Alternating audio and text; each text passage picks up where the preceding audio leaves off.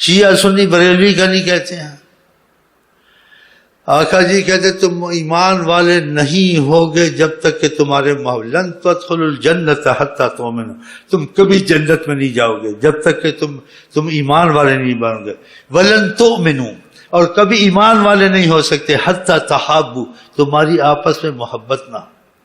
تو ہمارا مسئلہ یہ ہوتا ہے کہ شیعہ سنی بریلوی تو ختم ہو نہیں سکتے.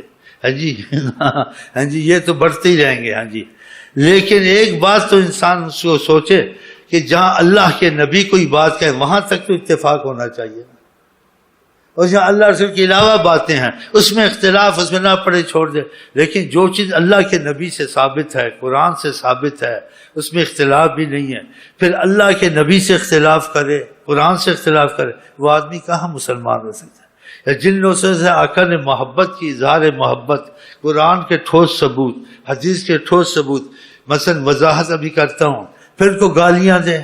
حضرت عمر کا نام ٹٹیوں میں ابو بکر کا ایسے پکڑا گیا نا، کتوں میں لکھا، ایسا اچھا ہوتا ہے؟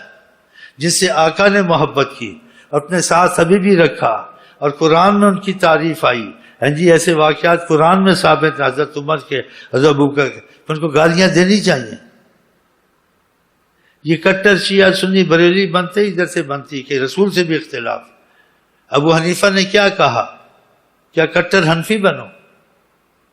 صاحب علم تھے، 40 سال عشاء کے وضو صبح کے، اس کے باوجود کہتے تھے اذا اصح الحدیث فهو مذہبی، اگر صحیح حدیث تم کو مل جائے آقا جی کی، انسان سے اس کا مطلب تھا کہ کوئی بھول چوک ہو سکتی ہے، اگر تم کو حدیث مل جائے تو میرا مذہب اللہ کا حکم، نبی کا حکم وہی ہے، تو تم اس اللہ رسول کے حکم کو نہ چھوڑنا. بس یہ کہنا کہ ابو حنیفہ نے کہا اب حدیث سامنے آ جائے حدیث کو چھوڑو ابو حنیفہ، ایسا نہ بتاؤ.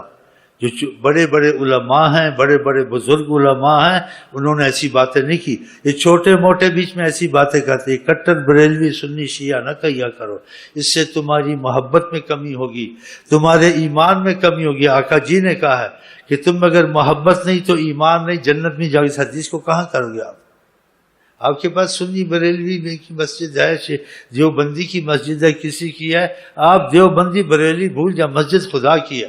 بریلی دیوبندی میں نماز چپ کر کے پڑھ لیں. کوئی عالم ہو اس کا احترام کریں.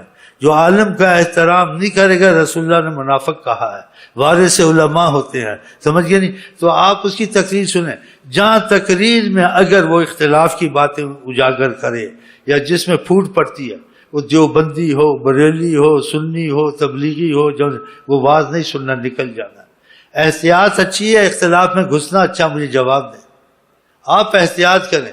جس چیز میں اختلاف نہیں ہے قرآن حدیث تک، اس تک سنیں، کوئی بھی عالم ہو. اچھا جس طریقے اختلاف نہیں ہے قرآن حدیث میں تو بات نہیں ثابت ہوتی، لیکن علماء سب کا اتفاق ہے، وہ بھی ٹھیک ہے.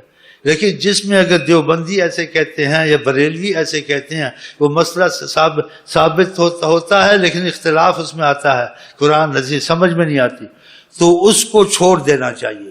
اس لیے ہم کو خدا کا حکم ہے فَإِن تَنَازَعْتُمْ فِي شَيْءٍ فَرُدُّوهُ إِلَى اللَّهِ، خدا رسول کے حوالے کرو. اور حدیث میں پہلی قومیں ہلاک ہوئیں کثرت السؤال وقیل وقال، زیادہ سوال کرنا، زیادہ بحث کرنا. کس نے کہا؟ حضرت محمد مصطفیٰ. جس بات میں بحث آ جائے اس میں مت پڑھیں، لیکن جو پڑھے ہیں یا کرتے ہیں کو گالیاں برتے ہیں. بریلی کافر ہے، دیوبندی گستاخ ہے، رسول یہ جی کہتے ہیں. بھئی ہماری سمجھ میں نہیں آتا یہ بات. ہمیں کوئی مسجد نماز پڑھ لینی ہے. اگر وہ فتوے دیتے اس کے پیچھے نماز ہوتی نہیں ہوتی ہے، وہ فتوے غلط فہمی میں بھی ہو جاتے ہیں، ضد میں بھی ہو جاتے ہیں، حسد میں بھی ہو جاتے ہیں. وہ فتویٰ رسول اللہ سے تو نہیں لایا ہے، کم علمی سے بھی فتویٰ ہو جاتا ہے. اور کم علمی سے غلط فہمی سے ہو گیا، اس کو سمجھ نہیں آئی، غلط فہمی ہو گئی کہ ایسا وہ نہیں تھا، اس کے ذہن میں ایسے آ گیا. تو ایسی چیزیں علماء کو معاف ہو جاتی ہیں. ہمارے بعد میں شیخ کرم تھا تو جناب رسول کریم کی زیارت نصیب ہوئی. اس کے دل میں کچھ آیا، اختلاف کا کوئی مسئلہ، تو آقا جی نے کہا میری امت کے علماء ہیں، خدا ان کو معاف کر دے گا. ان کی سمجھ میں ایسا آیا، نے ضد سے نہیں کہا ہے، انہوں نے میری دین کی خدمت کی ہے. آقا جی معاف کر دیتے ہیں، یہ کہ علماء ایک دوسرے کو معاف نہیں کرتے. اور تم عوام ان کی باتوں میں نہیں پڑھنا. جس بات میں علماء کا اختلاف ہے آپ نے اس سے پرہیز کر دیا. کوئی عالم ہو، بریلوی ہو، دیوبندی ہو، تبلیغ، اس کا احترام کرنا ہے، لیکن اختلاف میں اس کے نہیں پڑنا ہے۔ اختلاف سے تمہاری محبت میں پھوٹ پڑے گی، پھر تم ایمان والے نہیں رہو گے۔ آقا جی نے یہی کہا ہے، ہاں ایسے کام نہ کریں۔ میں ایک مسجد سے پڑھتا تھا نماز،